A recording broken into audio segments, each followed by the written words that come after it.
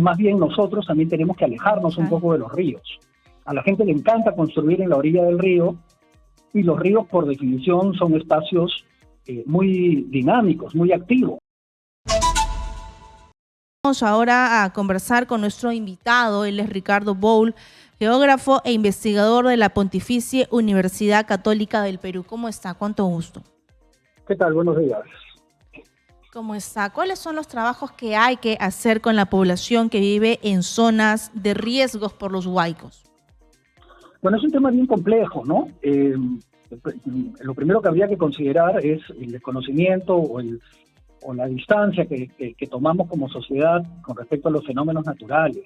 Esto que está sucediendo, como usted bien dice, es algo frecuente, ¿no? Sin embargo, cada vez que sucede, pareciera que fuera la primera vez, ¿no?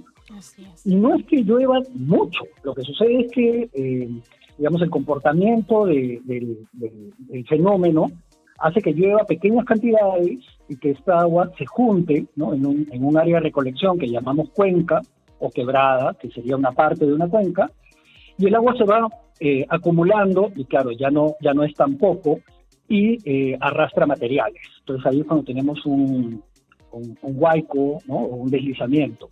Pero luego tenemos todo lo que es el desarrollo urbano, ¿no? Este desarrollo urbano donde hay una profunda ausencia de planificación, y además con planificadores que no consideran esos procesos, ¿no? Lo que ha llovido no es mucho. Lo que ha llovido en Ica, por ejemplo, en Palpa, han sido poco más de 2 centímetros.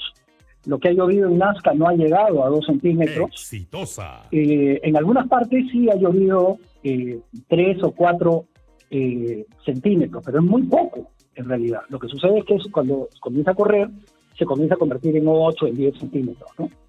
En Ica ha llovido 38 milímetros, que no llega a 4 centímetros el día de ayer. Sin embargo, ahora, el caso de Lima es todavía más grave porque lo que tenemos es una ciudad mucho más grande, ¿no? Y como usted también acaba de mencionar, con quebradas que se pueden activar. Otra cosa interesante es que se puede activar una quebrada y al costado no, ¿no? Entonces, en realidad, no deberíamos jugar a la ruleta rusa, ¿no? Deberíamos planificar toda la ciudad permanentemente, ¿no? Claro, incluso una madre de familia de ese colegio, Felipe Escenoso en Chaclacayo, tiene pruebas en la mano, tiene pues investigaciones, pruebas técnicas de cómo los traficantes de terrenos dan una afectación a la zona, y ella lo que dice es que cambian el cauce de los ríos, cambian los caudales, alteran la zona. Así es, muchas veces, incluso el propio Estado, buscando controlar estos fenómenos, construye algún tipo de barrera que lo que hace es desviar el río y afectar la orilla opuesta, digamos, ¿no? Lo que hay que hacer es entender que hay, digamos, sistemas naturales que tenemos que conservar, ¿no? Parte de lo que está sucediendo tiene que ver con el proceso de deforestación, con el proceso de desertificación. El desierto es un espacio que no tiene casi vegetación, entonces las pocas veces que llueve, el agua arrasa, no hay nada que la detenga, ¿no? Pero además los ríos usualmente tienen una vegetación ribereña, unos bosques ribereños, que lamentablemente han sido erradicados, porque ayudarían a evitar, digamos, que el desastre sea tan grande, ¿no? Exitosa. Pero tenemos esta mirada en la que el río, en vez de ser un ecosistema, se convierte en una tubería, solamente en un canal, y no hay nada que detenga esa agua, sobre todo con la pendiente que tiene los Andes, ¿no? Que es una pendiente muy pronunciada. Así es, incluso hay un proyecto ya que se ejecuta en la zona norte de Lima, un proyecto de arborización.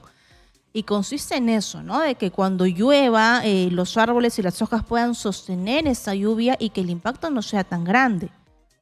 Justamente, un ecosistema sano, por ejemplo, con árboles, ayuda a que parte de esa agua, en vez de correr, penetre en la roca, ¿no? Penetre en la tierra. Entonces, lo que corre es menos. Además, estos sedimentos, cuando se desplazan, son detenidos por estos arbustos, estos árboles. El problema es que cuando ya la cantidad de agua es mucha, ya en realidad no hay nada que pare el agua, ¿no? Entonces, más bien nosotros también tenemos que alejarnos un poco de los ríos.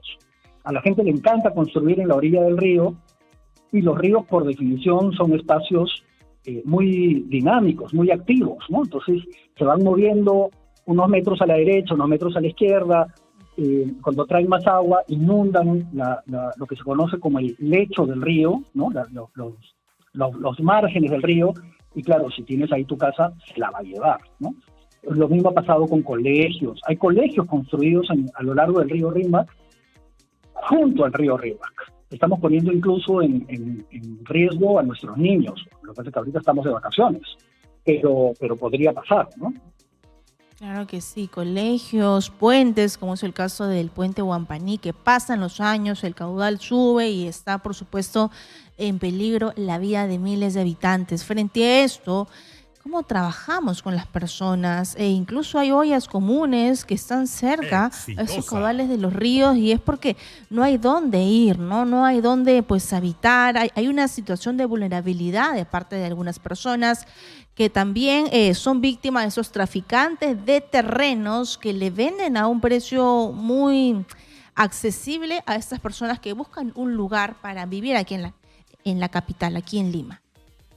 Mire, yo, sin necesidad de apuntar con mala fe, yo quisiera recordar que nuestros políticos son los que nos deberían de inspirar, ¿no? Son los que deberían liderar la agenda de discusión nacional, regional o local. Lamentablemente, nuestros políticos no hablan de medio ambiente, ¿no? Hoy día, incluso cuando quiere insultar a alguien, se dice, este es un ambientalista, ¿no?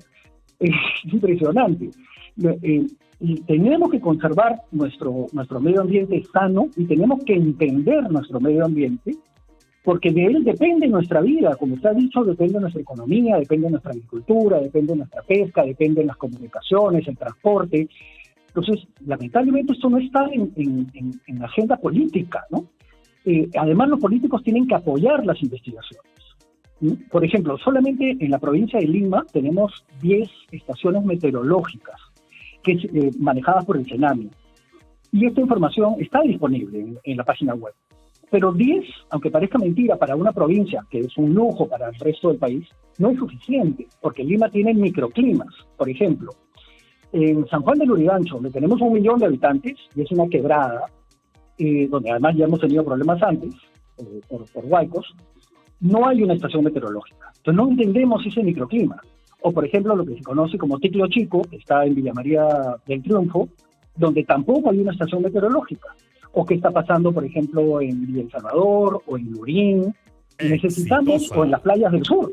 Necesitamos entender estos microclimas para poder prever lo que podría pasar en el futuro. Pero eso es una inversión que necesitamos en todo el país, no solamente en Lima. Bien, muchas gracias.